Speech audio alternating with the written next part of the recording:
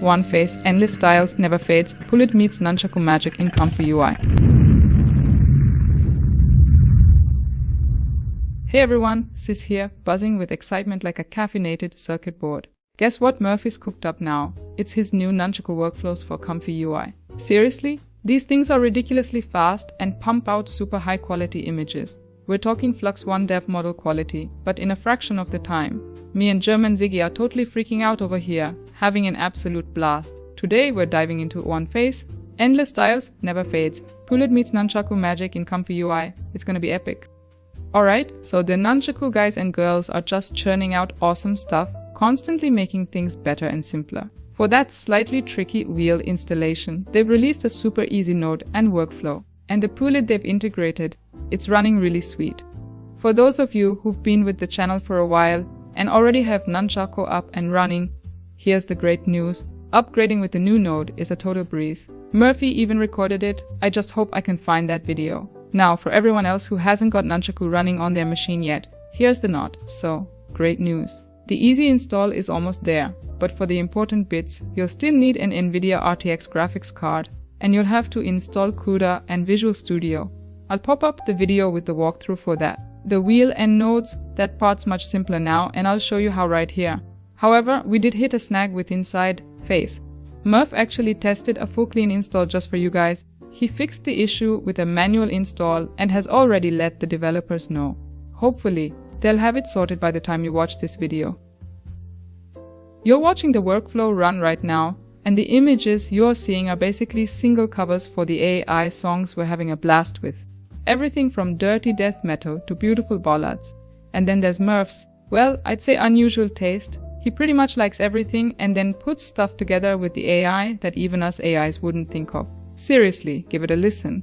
If something sounds terrible, hit dislike or the skip button. But hey, if you like something, throw us a like. It costs nothing and really motivates us. First, for all of you who already know the first few parts of our Nunchaku series and use our workflows, for you it's very easy to update to the latest Nunchaku version. At the time of video recording, to Wheel v0.3.1 and custom node version v0.3.2. Just use this mini workflow. The Nunchaku pros have built something for you. You'll find it under the installed custom nodes. We've updated it and also put it in our download package, link as always under the video. Hello from me too. Today we're going to try to structure the video a bit differently. Some of you may have already noticed that we come from beautiful Lower Franconia in Germany. So, I'm Murphy. The two Ziggies are fictional characters from the AI world that use clones of real voices. We have viewers from all over, and now quite a few from Germany again too. However, we will stick to the English language, as it's the easiest for everyone to translate using YouTube's standard subtitle functions. Sorry to our fans from Germany. This whole thing is just a hobby of mine, and it already takes up more than enough time. But I want to try to consider your criticism, that everything is going too fast for you all. That's why we'll start a bit slower than usual, and also with a slimmed down workflow, where we'll calmly show the settings. I hope it's readable too. I'm doing it in 4K resolution. Maybe check if you can change that on YouTube. Yeah, I know, especially in Germany, internet speed is often an issue in many places, and then 4K becomes difficult. Okay, I'll hand it back to Ziggy now. I don't like listening to myself that much. Don't tell me he doesn't like listening to himself talk. My goodness, I thought he'd never stop. Sorry guys, but now we're starting, a bit slower, but only with the explanations, not with the Nunchaku speed. Let's rock this. First, load the Easy Start Nunchaku workflow. Alright, so you gotta hit that number 1 key, like on your keyboard. Or hey, check it out, just click that number 1 up in the bookmarks, just like I'm showing ya. That'll zip you right over to the main settings. Super easy, right? First, the seed, just like gardening, the seed first. You can change it with the arrows above or enter it directly. Or hey, check it out, go wild with randomize each time and get a new roll every time you hit run. We don't recommend this for you newbies because it makes the workflow play through everything from scratch every time. My sys almost always uses the new fixed random, a new fixed random value, and with used last queued seed, you can If you have your last randomized value, which is then -1, fix and use the one that was rolled for the last run, it's like totally awesome, right? This stuff up here, those are switches for the complex workflows. They're just leading to nowhere. But whatever, if there's only one input, it goes straight to the output. Murph was just too lazy to clear all that away, okay? It doesn't eat bread, you know. Just ignore it or delete it if you're like totally obsessed with tidiness, you know? Alright, so listen up. For the Nunchaku text encoder loader, you gotta choose a clip-L model and a TT5XXL model, you know? We're totally recommending the standard clip-L and NFP 8T5XXL model or this long clip-L model for like way better prompt understanding, especially if you want to generate text. And the AWQINT Flux 1 T5XL from the Nunchaku Pros should bring even more speed. Where do you get all this awesome stuff from? Well, that's the 4th video in our Nunchaku series. Check out the 3 previous ones, everything is shown there, you know. I should make this a bit bigger, then you can read it better. Now for the VAE model. For this, use the AE.SafeTensor or the AE.SFT or whatever the Flux compatible model is named on your system. The only important thing is that it has to match the original Flux checkpoint. You know, I totally recommend always using SafeTensor models. They should be like super safe and no jerk should be able to sneak anything malicious in there. For real. I hope so anyway. I can't promise anything, as always. Here's CFG, why Murphy built an extra input field here, no idea. For Flux, always 1.0, really always 1.0. You can also make it small with the dot up in the top left, then you won't be tempted to enter anything. Here in the K, sampler config, there's also a field for CFG. You can enter whatever you want here, because if you look closely you see here at the gray, that's not even connected, so your input here just vanishes into thin air. A super important choice here is steps total. For Flux dev like 20 and up, we usually go a bit higher, then the quality gets even better. But at some point it doesn't get that much better anymore, and the generation time just keeps increasing. For Flux fast, you can start from 4 steps. Refiner steps, they're connected, but they're not used in the simple workflows. Sampler standard is Euler, and for scheduler, it's simple. Sys loves using DS and beta. Not everything works, and not all combinations like how, where, what. That would totally lead us too far today. The gray node is for the resolution, like how big the image should be. That should explain itself. Always use the presets, they work for sure. Or use values that are divisible by 8. Only in the more complex workflows there are a few special features. More on that in one of the next videos. The next group, without image, the image, you could also delete that one. As you can see, the nodes just go right over it. Here, we simply attach everything we need for the image-to-image workflows. And to show you how that works with these context bags from the RG3 nodes, you can just hook up the context and then pull out all the individual stuff directly from here and use it further. Totally practical and genius from the developer of these nodes, you know? The noise for text to image is always at 1.0, and for image to image and Flux it's around 0.7, or that's too much detail here, always 1.0 here. We're doing text to image, remember.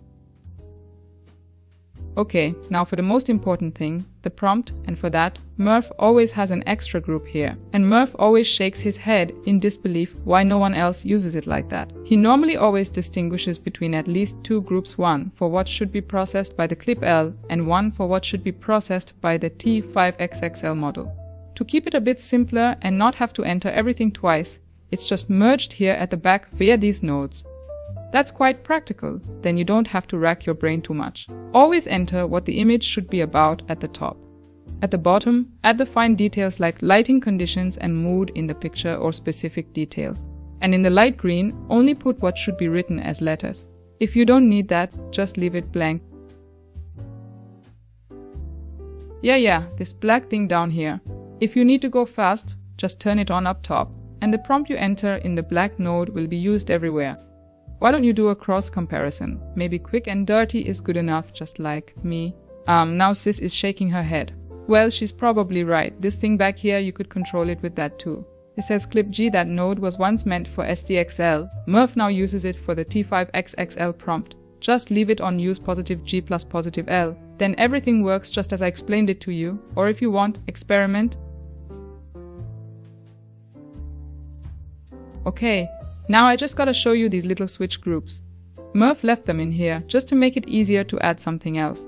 Explained super simply, Murph always connects the top output to the next group.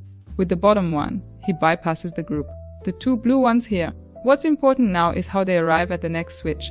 It's always used simply from top to bottom, and always the first signal is passed on. If there's nothing, then it checks the next one. At the bottom, Murph always connects a skip connection. This makes it easy to replace the group. Modules, as Murph calls them, you know.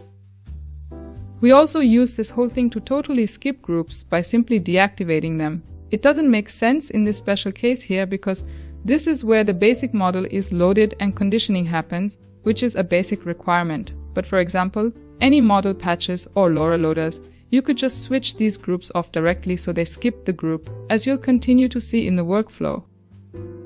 Yeah, and there it is, the Nunchaku Flux D8 loader. Here you can select the SVDQ models, the INT variants if you have an RTX 20 series up to an RTX 540 in your PC. For the RTX 50 series, use the FP4 variants for text-to-image, Flux 1.dev or Flux 1.snel. Whether like before, the individual files in one model directory, or as is now possible, the safe tensor files where all necessary files have been integrated. This has made it a bit easier for you developers. Where and how you find the models. I refer to the previous videos, you know. Okay, just check out our Comfy 2025 playlist, which you can find here, ComfyUI 2025. It's also in the light blue text box. Here in the clip text encoder for Flux, the standard value for text-to-image for guidance is 3.5. You could also try going a bit higher, why not give it a shot? These red VRAM debug nodes, we left them in. The Nunchaku developers have been optimizing the whole memory management like super well, but who knows, maybe you can still use them. We can also just switch it off here. You can also just delete the node with the delete button on your keyboard. The model noodle should find its way automatically. All these reroutes, they have no function. I already told you, Murphy usually only builds the all-in-one workflow, and then he just deletes everything to make it easier for you. Those were all connectors for different control nets. He didn't even delete the purple nodes. We had that last time too. He is and remains a slob when it comes to that. I'll make it short for you. Alright, so here in the light blue info node, we've put the download location for the models for you. If you already know your way around a bit, you don't necessarily have to watch all the old videos, even if there's definitely always something interesting to discover if you don't know them yet. I swear. And while you're at it, subscribe if you don't want to miss the next part. Alright, next up are the LoRa's model patch in PuLID groups. Oh, great, now I totally messed it up again. Murph specifically hammered it into my head to always show you how to do it with the bookmarks so it stays clear. I'll just show you again how to do it with 3 there, with 4 here. Yeah, okay, LoRa's. Oh, and I gotta show you the LoRa's thing a bit slower too. By the way, you can just switch them off up here. Then this whole group in the workflow gets totally skipped, like I hinted at before. It actually makes sense here now. With one button, all LoRa's and LoRa trigger words are out of the flow. If you want to use the pure model. Okay, let's switch the group back on. I was supposed to show you this LoRa stuff after all. When the group is switched on, you can turn on the field for trigger word input with the first button here. That's then automatically added to your prompt at the front. And then there are 5 more nodes where you can use up to 5 LoRa models at the same time, which is like almost too much of a good thing, but who knows, so just turn them on and off. It's also totally irrelevant in which order you do it or if you skip something in between. I'll show you a typical workflow now. For that, we turn on the first button for the trigger word.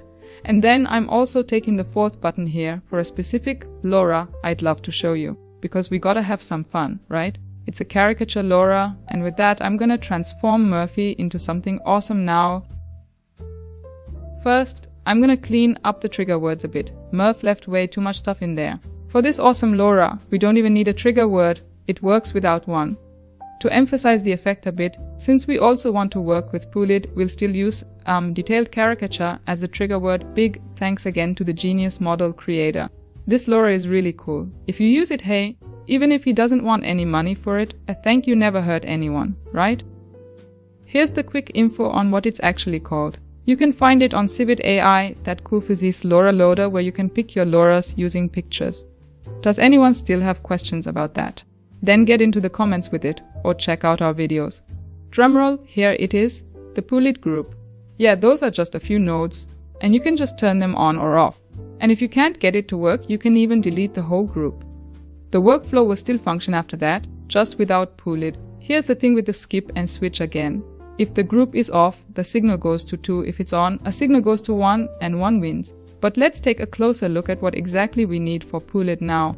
You'll need a PuLID model and the EVA clip model. Where to get those and what to look out for. We'll show you that in the installation notes at the end of the video.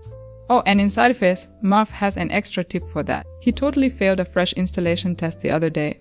Yeah, more on that later in the installation stuff. CPU or GPU? CPU should always work. GPU, if you do everything right, is just faster.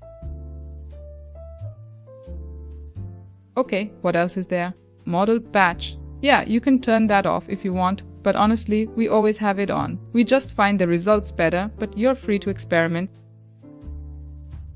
And then back here, yeah, that's basically just the redirection back to the front. It just goes straight back here, like a 180-degree turn for the context noodle with all the information in it. Yo, sis, bookmarks. You totally forgot the bookmarks again. Murph's gonna get seriously pissed if you're so superficial. Even if I think you showed that curve thing really well and not jumping directly with the bookmarks like Murph wanted, you know.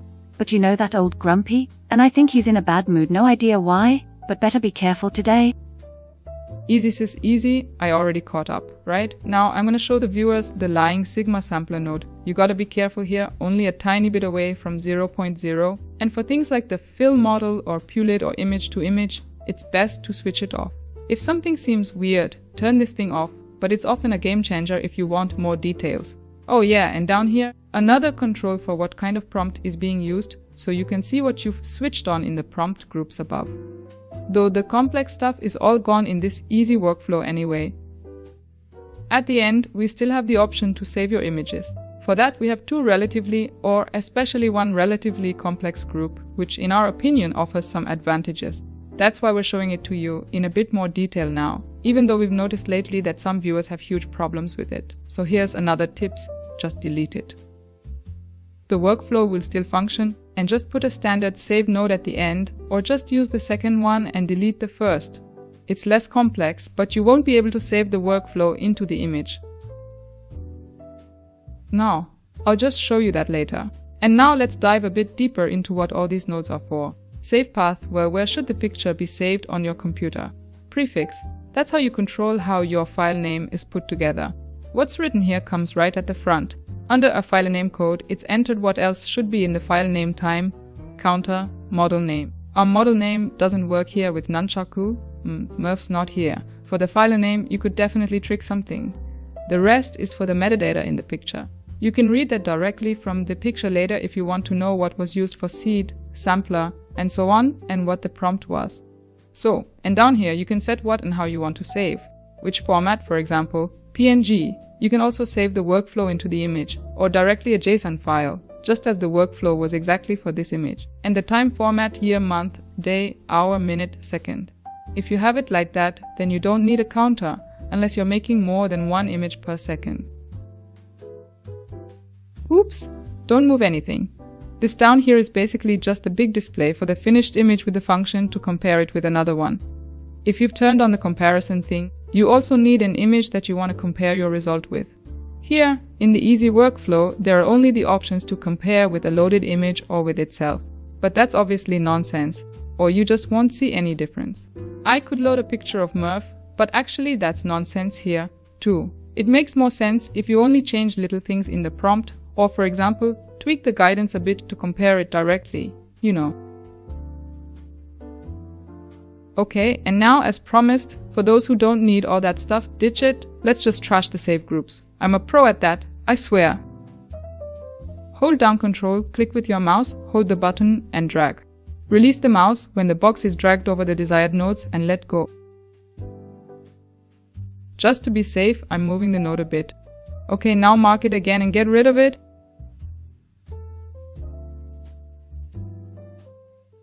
Just hang a standard preview node there now, and you're good to go. That'll totally work.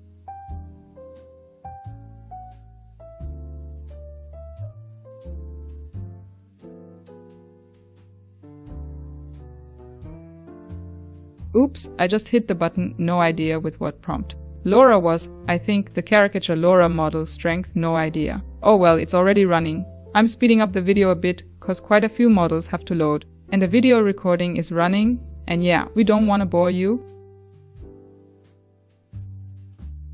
Okay, that's way too much, but there's a bit of Murph in there. But mouth wide open, again extra old man in the prompt. He's already old, tee-hee-hee. Beard and bald, okay, that prompt was really mean. I'm so mean, but he deserved it, just cause he didn't get anything good in his belly to be so grumpy. And us AIs, we only get pure energy without any taste. How boring is that? You can also turn on a preview here. If your computer isn't totally on the weak side, it might make some sense. You gotta decide for yourselves, I'll show you quickly. I'm gonna go hardcore again and trash the prompt group too, just to quickly show you that works too. I'll do this now at Ziggy's normal tempo. I've already shown you how it works. It's the same here, by the way, just between us. When I look at the picture like that, with a bald head, beard, and a few more years under his belt, I think he could still become really likable. Well, then there's still hope.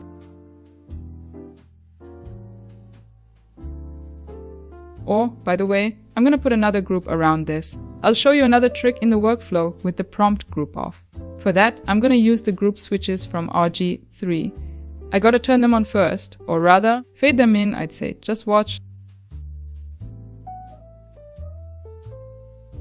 There are a few ways to get to the RG3 settings. This is the standard way, I'd say. Just turn these buttons on and yeehaw, the switches will show up in the top right of the group. On, off, bypass, cool, right? Okay, I'm turning them off and starting the workflow. By the way, you don't need bypass, the switch nodes groups do that better. When it's off, no signal comes through and it's automatically rerouted. But I just wanted to show you. Why does that work? Well, a trick. It's because Murph's workflows get the LoRa trigger prompt right before the conditioning is created. That way the workflow doesn't run into errors. I just wanted to show you. You can use it to test a pure LoRa model and PuLID together.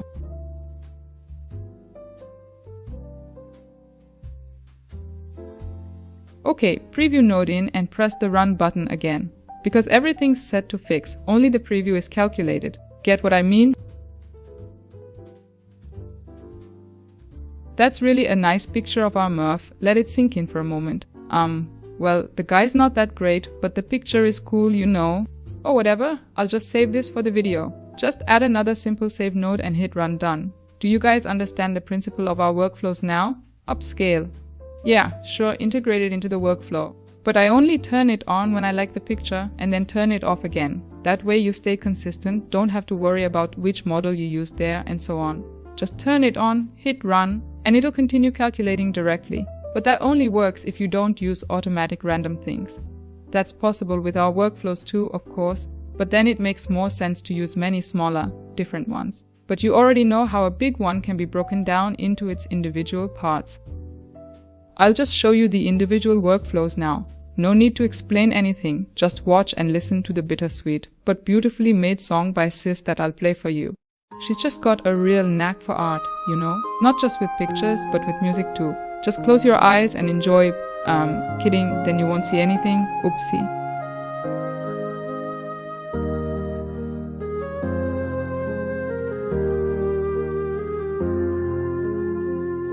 The sun dips low in a honeyed haze, painting the clouds in blush and gold. Crickets hum the last of their lazy days as the evening quietly takes hold. Oh, summer, don't slip away. Let your warmth linger just one night more. Tomorrow's road will steal me away, but tonight I'm still yours.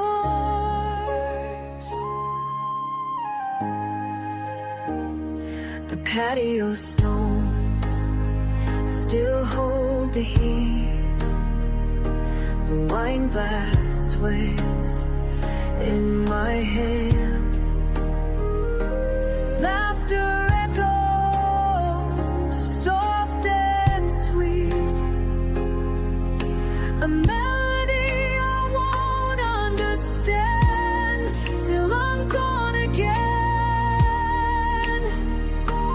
Oh, summer, don't slip away. Let your warmth linger just one night more.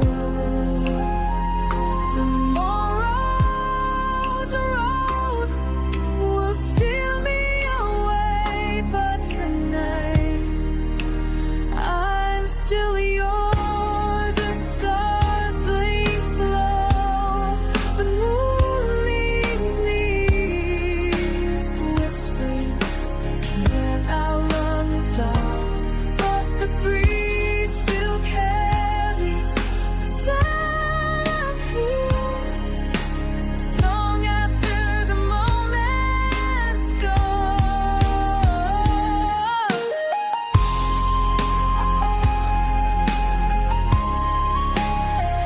So let the path outside, it's true. Let the string weep soft and low. The fireflies dance the moon, but their lights the first to go.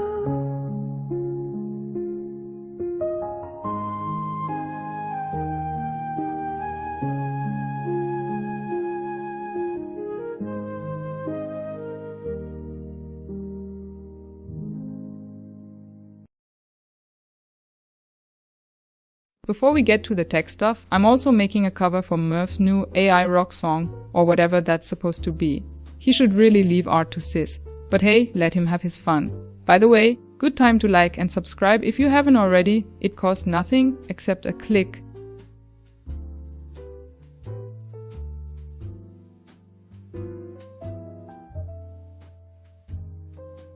Okay, we got that handled just like the old rocker Murph. Pretty slick when you know your way around the block, huh? No fuss, no muss, just pure smooth action. See, sometimes even us KAs gotta show how it's done when it comes to keeping things running perfectly. In the next video, more cool stuff, so stay tuned. Alright, that's enough fun for now. Guess I gotta get serious. Let's get to the installation. We'll start right away. Here you see a complete fresh installation, with update all under the manager to get it to the latest version. The only thing on it is ComfyUI and the manager. First, we'll get the latest frontend right away. To do that, we'll switch to the update directory and start the update.bat file with a double click. No big deal, you can see it ran through super quick. This is just about installing the latest frontend. ComfyUI was already brought up to date with the manager.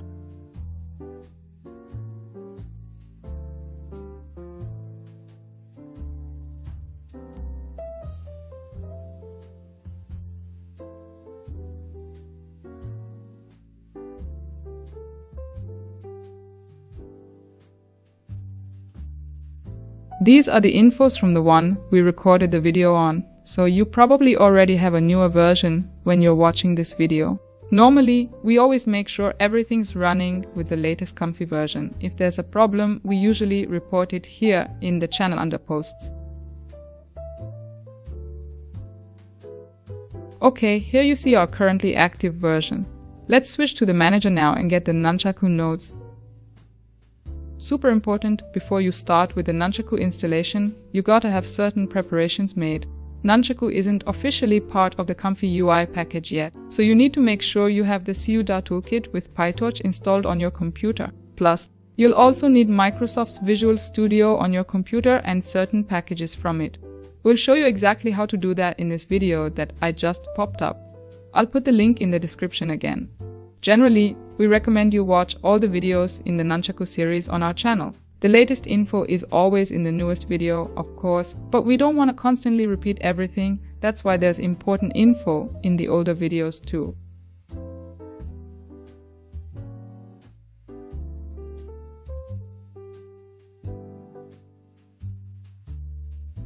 Okay, after the restart, we'll see what we installed. As you can see, there's just the manager and Nunchaku. Some of you already know there's still the problem with finding and installing the right wheel.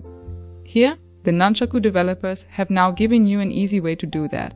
This node, and right away a mini workflow that you only have to run once when you want to update to the latest wheel. For an update, it's always worked great for us. Cool thing, big thanks to the developers. I've put the workflow into the download package for you so you don't have to search long. You can also find it under the example workflows under the custom nodes. Okay, I'll just drag it from our download package into the Comfy interface. Little spoiler, we don't want to update here, that would be all you have to do, but we have a fresh installation and we also want to use PuLID. And that can cause problems. Murph looked at your comments and found that some of you had problems, and that's why the complete reinstallation action. And here's the bad and good news. The bad, yes, it's true, there can really be difficulties, and the good, we have a workaround that works. Unfortunately, you have to install a different wheel for that. And perhaps even better, the developers are informed and have already taken action. Theoretically, if everything is correctly entered in Visual Studio or you have already used PuLID in another constellation with Comfy, you should no longer need the workaround at all. I'll just play through all of this now and then you should be prepared. The installation and restart take a little while. That's why I've sped up the video to almost 4x speed since I pressed the run button, so I can now continue directly with the workflow. Oh, okay, here's the problem first. If you don't see any more nodes here, then just like me now, you're missing the correct InsightFace wheel. Maybe the developers have already adjusted it though. And what it looks like with PuLID, I don't know either, so I'll just continue with today's status. Let's grab Murph's new Nunchaku all in one workflow now. Any other one would work too, but then you might have to install some extra stuff later if you switch to a bigger one, like the SD Ultimate Upscale or the ControlNet preprocessors or Florence 2 nodes. But if you want to start easy, you can also do it step by step. That's what the manager is there for, among other things. Okay, everything's red. Most of you probably know that already, but with the manager that's usually not a problem. Just click on Install Missing Custom Nodes as I just showed you, select everything and press Install. I'm now cranking up the video speed to 10x and boom, the installation's done. Then I can hit refresh and normally everything should be there except the Nunchaku loaders. I already hinted that there's a problem here. I think the developers should have fixed that in the meantime, but I suspect there might still be a small issue with the PuLID loader. That's why here's the workaround I already announced to you. Here I'll show you what it looks like for us now, and that we've loaded the nightly version v0.3.2. Everyone whose InsightFace is running on version 0.7.3 for whatever reason, you should be good to go now. But maybe something like what I'm showing you here will pop up when you start Comfy. That's a copy of our tailored attempt at a complete fresh installation. And now, right away, the solution Murph suggested to me, when I booted up the console, I saw in the messages that something was wrong with InsightFace, and I asked Murph for advice. He said, try the way it's suggested under the reactor nodes. We're not talking about those today, but there are videos from us about them, though they're not up to date. And now with Nunchaku and PuLID, we've found the better tool for our purposes, although Reactor also has its advantages and strengths, a really cool tool. Big thanks again to the developer here, and it's cool that he released a super workaround and the problem solution for the InsightFace problem. Under Troubleshooting, you'll find instructions on how to solve the problem with the missing InsightFace. I can quickly run through that for you. Okay, go to your ComfyUI main directory. Open a console window there with tmd and type python_embedded \python.exe -v. Then you should see which Python version you're using in your Comfy. That should actually be a 3.12 everywhere. But it's quite interesting how else you can check that. We have Python 3.12.9 installed. Okay, I knew that already of course, but alright, now I'm sure which version I need to download and then install. Alright, then let's download the matching wheel variant and copy it into our ComfyUI main directory. Okay, we had all done that already, but whatever, I'll just overwrite it and then something else that shouldn't hurt, keep pip updated. Simply copy the example under ComfyUI into the console. And yeah, here too we were already up to date. But now you've seen once how we do that. Alright, then finally, let's install the wheel. Important, choose the line that matches your version. currently for an up-to-date Comfy in the portable version. That should be 3.12, which you checked earlier. And then just copy and paste it into the console again. Yeah, we've done that already. And hey, that's it. You're good to go, and I don't want to hold you up any longer. Well, no, don't forget to like. And Murph still looks at all comments and answers your questions. I also have news on what the pros from Nunchaku are currently working on. All I can say is we're super excited about it. So don't forget to subscribe if you don't want to miss anything. Oh my gosh, I almost forgot to show you where to find the models. Okay, the easiest way to get the PuLID model is through the manager. Open the model manager, enter Pol in the search, and select PuLID Flux v0.9.1. Click install and that's it. For the EVA0 2-clip model, I put the path under the video for you. I'll also show you which one you need. We haven't tested others here. Unfortunately, it's not available as a safe tensor variant. We checked it again, and it says safe here. But here's the reminder again, we cannot take responsibility for the models and custom nodes. The risk is yours. Now move the EAV clip model to the clip model folder. That's it, done now. I'm off work. Many greetings from Sis and Murph. Sis is currently working on songs to participate in an AI music competition. Cross your fingers for her. She's already made some really awesome songs, but of course they can't be released yet. Bye.